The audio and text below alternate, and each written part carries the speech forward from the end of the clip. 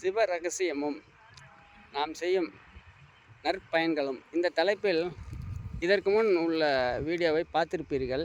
இது பகுதி 2ஆக அதனுடைய தொடர்ச்சியாக பார்ப்போம்.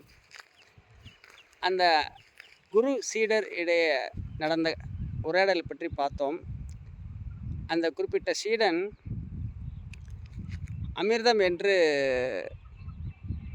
அந்த செம்பை நீர் அருந்துவிட்டு வாங்கி கொள்கிறேன் என்று வழிப்போக்கனிடம் சொன்னான்.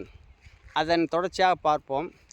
அவன் திரும்பி வரும்பொழுது அந்த விஷம் என்று சொல்லி சென்ற அந்த செம்பை குடித்து விடுகிறான். அந்த தீராத வயிற்று வலி உள்ள வழிப்போக்கன். இது ஒரு கற்பனை கதை தான். இதில் உள்ள உட்கருத்து என்னவென்றால், உயர்கல்வி, உயர் பதவி, அதிகாரம் இது போன்ற விஷயங்களை ஒரு மனிதன் பெறக்கூடிய யோகம் இருந்தாலும் வாழ்க்கையில் அதை பயனுள்ளதாக தன் வாழ்வில் பயன்படுத்திக்கூடிய யோகம் இருக்காது என்பதை சொல்லக்கூடிய, நீதியை சொல்லக்கூடிய ஒரு கற்பனை கதை தான். அதாவது உயர்ந்த படிப்பு, உயர்ந்த பதவி, அதிகாரம் இது போன்ற விஷயங்களை ஒருவர் பெறக்கூடிய யோகம் இருப்பினும் அதை தொடர்ந்து வாழ்க்கையில் பயனுள்ளதாக மாற்றிக்கொள்ளக்கூடிய யோகம் இருக்காது என்பதை சொல்லக்கூடிய விஷயம். அதற்கு இறைவனுடைய ஆசீர்வாதமும் குருமார்களின் ஆசீர்வாதமும் ஒருவர் பெற்றிருந்தாலும்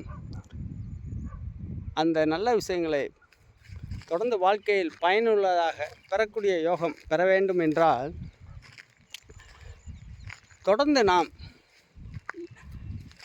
நல்ல விஷயங்களை சிந்தித்து நல்ல விஷயங்களை செயல்படுத்தி பிறருக்கும் சரி நல்லதே வரட்டும் என்றும் நல்லதை பெறுவோம் என்ற நம்பிக்கையோடு தொடர்ந்து வாழ்க்கையில் இறுதி வரை முயற்சி செய்து கொண்டே நல்ல விஷயங்களுக்காக முயற்சி செய்து கொண்டே இருந்தால்தான் இந்த பெறப்பட்ட உயர்கல்வி, பதவி, அதிகாரம் இவைகளை வாழ்க்கையில் அனுபவிக்கக்கூடிய பாக்கியம் கிடைக்கும். இதுதான் இதனுடைய வீடியோவின் முக்கியமான நீதியாகும்.